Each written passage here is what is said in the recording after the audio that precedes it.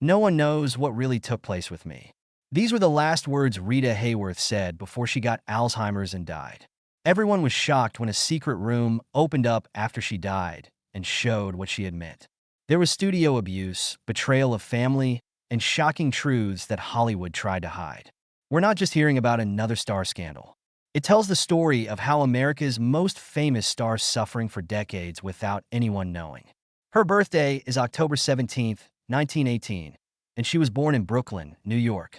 Maria Carmen Cancino was her real name. Her dad was a dancer and was from Spain.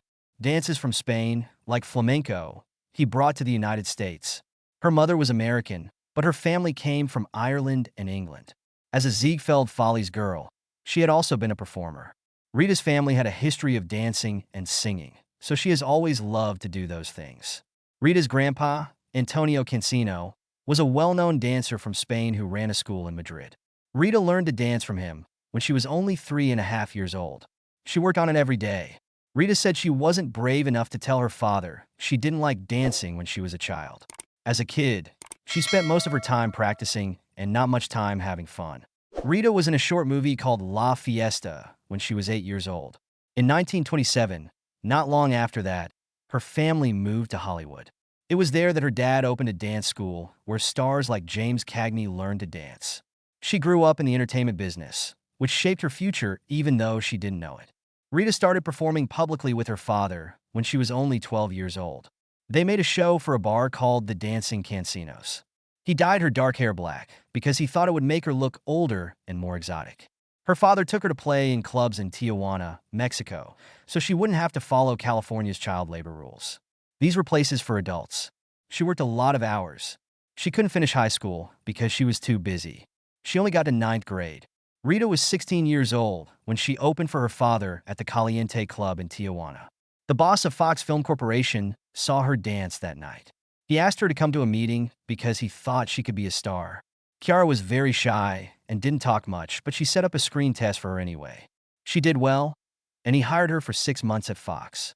This was her first step into the movie business. Rita began acting with her real name, Margarita Cancino. Her first parts were small, but they helped her learn. Some of the movies she was in are Cruz Diablo and In Caliente. At this time, Hollywood often cast her as strange figures because she was Spanish. She didn't become a star from these parts, but they did help her learn how to do it. She signed with Columbia Pictures in 1937. Things changed at this point. The company thought she should have a new look. To make her look more American, they dyed her hair red and used a painful process called electrolysis to raise her hairline. Her face was raised, which was thought to make her look more glamorous. She also changed her name to Rita Hayworth, which is the last name of her mother. She made these changes to help her fit Hollywood's idea of beauty at the time. In 1939, she got her big break in the movie Only Angels Have Wings, which starred Cary Grant. In 1939, Rita Hayworth got her start as a star with a small part in the movie Only Angels Have. She played Judy McPherson, the wife of a shady pilot, in the movie. Harry Cohn, the head of Columbia Pictures, believed in Rita and made sure she got a screen test. This part almost didn't happen because another actress was chosen first. Howard Hawks gave her the part because he liked how she looked on camera. People saw Rita, even though she only had a small part, because she stood out. That year, the movie was a big hit, and Rita was on the cover of Life magazine not long after. She got more chances and started on the path to becoming famous after this. She was a great dancer, and Fred Astaire made her shine in 2 musicals, You'll Never Get Rich, 1941, and You Were Never Lovelier, 1942. Fred didn't want to dance with Rita at first because she wasn't very good, but after just one practice, he changed his mind. He said she learned more quickly than anyone else he had worked with. They made another movie together because the first one they made together was a hit. Because You Were So Beautiful, practices were hard. They had to work on it in the attic of a funeral home. Rita passed out during a hard exercise once. She got back up and kept going though. Fred thought she worked so hard that she was his favorite dance partner ever, even more than Ginger Rogers. These movies did well at the box office and made Rita become one of our biggest stars. During World War II, one picture of Rita made her famous. Life magazine showed a picture of her kneeling on a bed in a black lace dress in 1941. Even though it wasn't supposed to be a big deal, the picture became very famous among U.S. soldiers. Millions of copies were sent around the world, and people called her the redhead we would most like to be shipwrecked with. This picture turned her into a sign of beauty and glitz, but it also gave her a public image that was hard to get rid of. She was in the 1944 movie CoverGirl with Gene Kelly. This was Rita's big break in the movie business. It was Columbia Pictures' first big Technicolor show. While he was still rising to fame, Gene Kelly worked closely with Rita to make amazing dance moves. One of the most memorable scenes was when Kelly danced with his reflection. It was a big deal, and it took 2 days to film. In the movie, Rita played 2 parts, getting different roles as an actor. More than $3.5 million was made from the movie, which proved that Rita was one of Hollywood's biggest stars. This is when she married Orson Welles.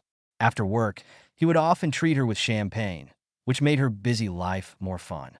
The most famous part Rita ever played was in Gilda in 1946. Her fame grew after the movie. In her first scene, she flipped her hair back and smiled while saying me. This is one of the most famous scenes in movie history. During the song Put the Blame on Mame in the movie, she did a sexy glove striptease. At the time, it was so risky that it caused a lot of trouble and was even banned in some places. The movie made over $3.75 million, which is a huge amount of money. Rita was cast as a femme fatale, though. Men go to bed with Gilda, but wake up with me, she once said, which showed how much she didn't like being seen as just a hot sex icon. It wasn't just movies that were affected by Gilda. In 1946, an atomic bomb test at Bikini Atoll had her picture drawn on it, which was very shocking. This was done to celebrate the fact that she was a bombshell. Rita was very angry when she learned this, though. Even though things like this happened, Gilda cemented her reputation as one of Hollywood's most famous actresses. At the same time, Rita Hayworth married Edward Judson when she was only 18. Eduardo Cancino, Rita's dad, put them in touch with each other. It was very important to her father that she do well in her work. Edward might know people who could help Rita become a Hollywood star, he thought. It wasn't long before Edward got Rita to agree to marry him. After running away, they got married quickly and in a small place in Las Vegas. Rita grew up in a strict Catholic home, so this was a big change for her.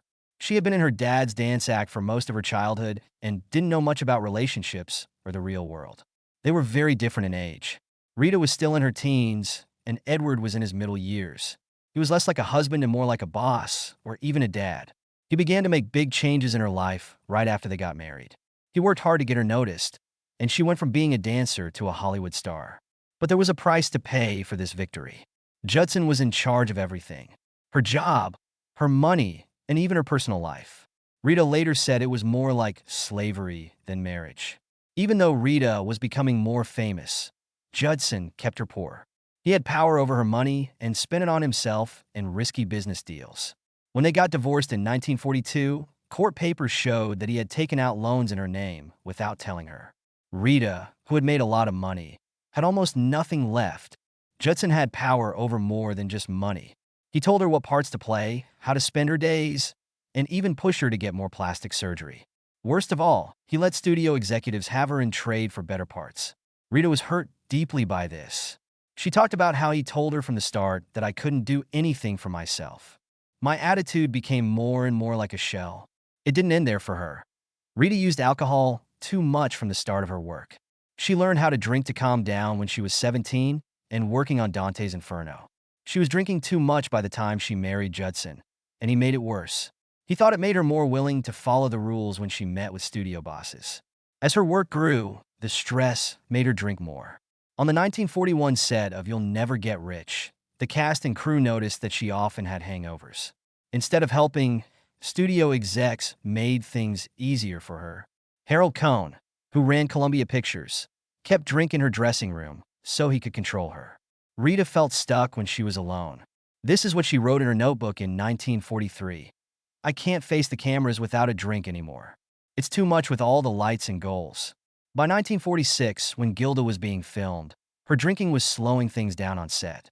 The company worked hard to protect her image, so she kept her problems from the public. The love story between Rita Hayworth and Orson Welles seemed like it came straight from a movie. Welles saw Hayworth's face on the cover of Life magazine in 1942 while he was in Brazil. He was instantly smitten and told her he would marry her. When he got back to Hollywood, he pursued her with all his heart. Their relationship moved quickly, and was very exciting. Wells even put Hayworth in his Mercury Wonders show for the troops, where he did magic tricks on her like cutting her in half. In 1943, during Hayworth's lunch break from shooting CoverGirl, Wells planned a simple wedding for her at Santa Monica City Hall as a surprise. Wells' friend Joseph Cotton was the only one who saw what happened.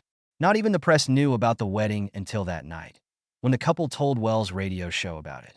They didn't tell anyone about it because Harry Cohn, the head of Columbia Pictures, didn't like it and thought it would hurt Hayworth's reputation. Their marriage wasn't at all like the glamorous lives of Hollywood stars. They didn't take a vacation. They went back to work right away. Wells pushed Hayworth to learn more about books and politics, which made her smarter. The people who ran the studio didn't like how she was changing from her famous pinup look.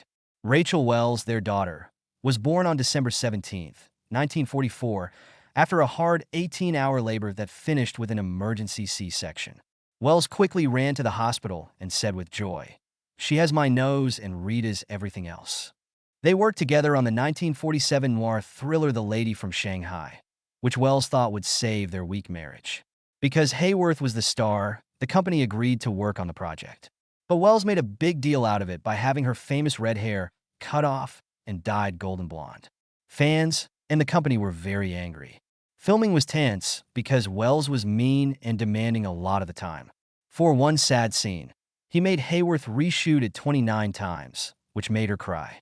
It took 11 days to film the famous Hall of Mirrors scene in the movie. 2,500 pounds of glass. Even though the pictures were beautiful, it was clear that their relationship was under a lot of stress. Hayworth said afterward, "I guess I made it too real. I love him very much, but I had to play a woman who hated him on TV." Their marriage broke up mostly because Wells cheated on her husband. While Hayworth was pregnant, he slept with Gloria Vanderbilt, who was 21 years old. For more than a year, the deception went on. Wells was also linked to Hayworth's close friend Judy Garland, which made her feel very bad. She found love letters from Garland in Wells' study on her 27th birthday. The last straw was when they were shooting The Lady from Shanghai in Acapulco. There was an extra in Hayworth's van that Wells was seen with. She threw a film canister at him, and it just missed his head. They tried to get back together for 3 days while filming stopped, but it was too late. Hayworth did everything she could to keep them together. Couples therapy was pretty uncommon back then, but she agreed to it, and she even thought about becoming Catholic for Wells. But in November 1947, she asked for a divorce, saying that he was severely torturing her mentally. She told him that Wells had not been there for 347 days of their 3-year marriage. Their story started out full of love and hope, but it ended with broken hearts and betrayal. She met Prince Ali Khan at the Cannes Film Festival on July 3, 1948. Since she had just split up with Orson Welles, she was attracted to Ali's good looks and charm. People all over the world heard about their relationship, and journalists followed them around Europe. Their wedding cost $1.5 million, which is more than $17 million today. It happened on May 27, 1949. The event took place at Château de l'Horizon, which is close to Cannes, and had more than 500 people. They ate 50 pounds of caviar and drank 600 bottles of champagne. Jacques Fath made Rita's wedding dress, which cost $40,000. They had to get married twice. First in a legal ceremony on May 27th, and then in a religious ceremony on May 28th. This was the law in France. The wedding had both Western and Islamic customs, which showed that the couple came from different places. Life magazine wrote 14 pages about it because it was such a big deal around the world. Ali did something wrong because he was Muslim and had been married before. Rita was also 2 months pregnant at the same time, but no one knew about it. Rita's new life as a princess looked like a dream, but it was hard in many ways. She was now part of a rich royal family and had a lot of new responsibilities. In Lausanne, Switzerland, on December 28, 1949, she gave birth to Princess Yasmin Aga Khan. She weighed 7 pounds and 8 ounces. Rita chose to give birth in Switzerland so that Yasmin could become a Swiss citizen. This made her a neutral citizen. People all over the world heard about the birth. Many gifts were given to Yasmin, including a gold rattle from Ali's father, the Aga Khan III. Even though Rita was happy, she was harshly criticized. The press made fun of her for adding 55 pounds during her pregnancy, which didn't fit with her image of being beautiful. She also had a hard time with royal customs, like having to rely on nannies to raise Yasmin, which she didn't like. She broke family rules a lot to spend time with her daughter. Rita had a hard time getting used to her new job. She was told to read the Quran, learn Arabic, and wear a hijab at certain times. These things were very different from how she was raised in the United States. Ali took her on a 3-month trip through East Africa in 1950. In the news, this trip was called the Champagne Safari. It showed how different they were. Rita didn't feel like she belonged in the royal family. She didn't like the idea of polygamy, even though Ali didn't have any other women. She also didn't like how people judged everything about her, from her clothes to how she ran her life. Language was also a trouble spot. She had a hard time learning French because most of the people she knew spoke it. She felt lost after giving up acting because she missed her job and her mission. Ali's affairs soon made their marriage impossible. In June 1950, just 1 year after they got married, Ali was seen dancing with actress Joan Fontaine in the same Paris bar where he met Rita. Rita was very sad because she was taking care of Yasmin at home. And this wasn't the only time Ali lied. He was said to have been seeing a lot of people like Pamela Churchill and model Bettina Graziani. He was once seen in a picture with several women on the French Riviera while Rita was in the United States. Ali having an affair with Olivia de Havilland in public was the last straw. Sister of Joan Fontaine. Rita left Ali in early 1951 and went back to the U.S. with Yasmin. She had trouble back in Hollywood. Columbia Pictures wanted $150,000 from her because she broke the deal to marry Ali. She also spent most of her money on the marriage, which left her almost broke. She had to work and decided to be in an affair in Trinidad in 1952. It was her first movie in many years. The movie was called There Never Was a Woman Like Rita, back in the arms of Glenn Ford by the studio to sell it. The movie did well, but Rita had a hard time. She started drinking a lot because she was sad, and she was often late to work. She was also fighting with Ali over who would care for Yasmin, which made things even worse for her.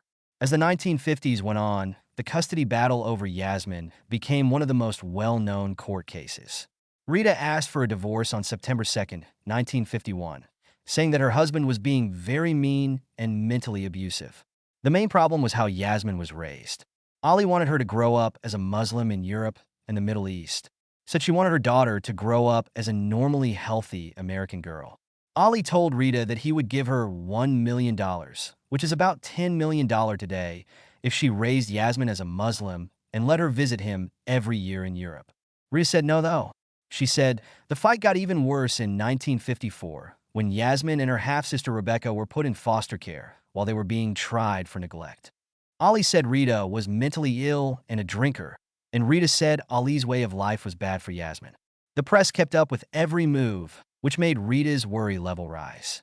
A deal was finally made between them in 1955. Rita was given main custody, and Yasmin was to be raised as a Christian in the U.S. Ali was allowed to see his daughter twice a year. The fight hurt a lot. Rita's image took a hit, and she kept having problems with alcohol and depression.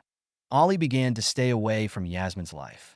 Yasmin's public fight changed her greatly and made her want to help other people. It was really hard for Rita Hayworth as a child. It was really bad for her when she was only 12 years old. Eduardo, her dad, started to treat her badly in ways that a dad should never do to his daughter. It hurt Rita a lot, and it went on for a long time. She and her dad liked to dance.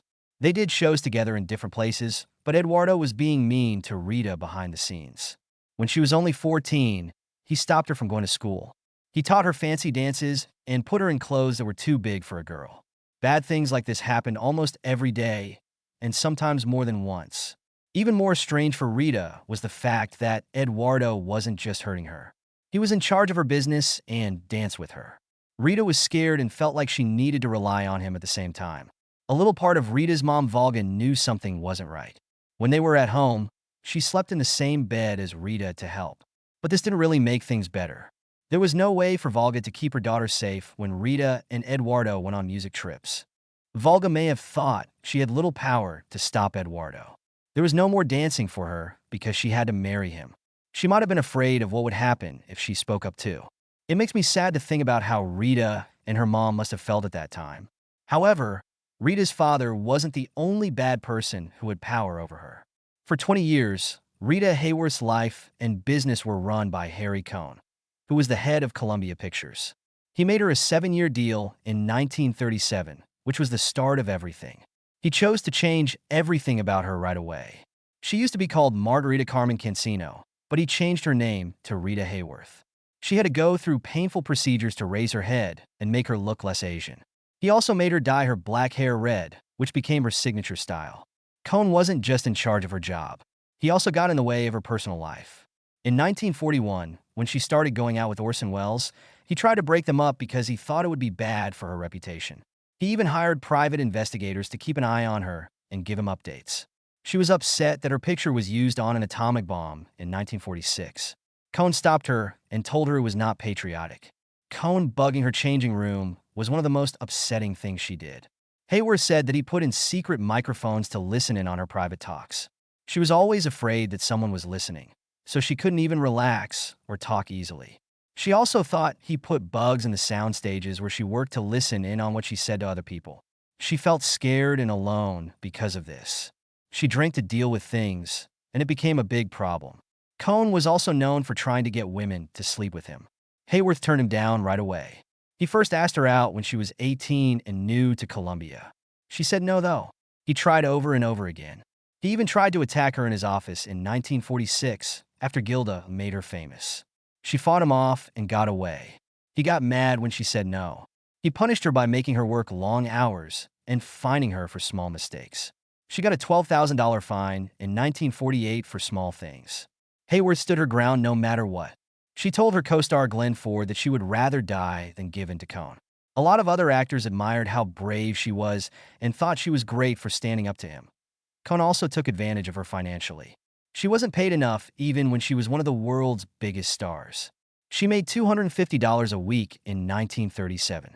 After Gilda, in 1946, she was only getting $3,000 a week, which was a lot less than other studio stars.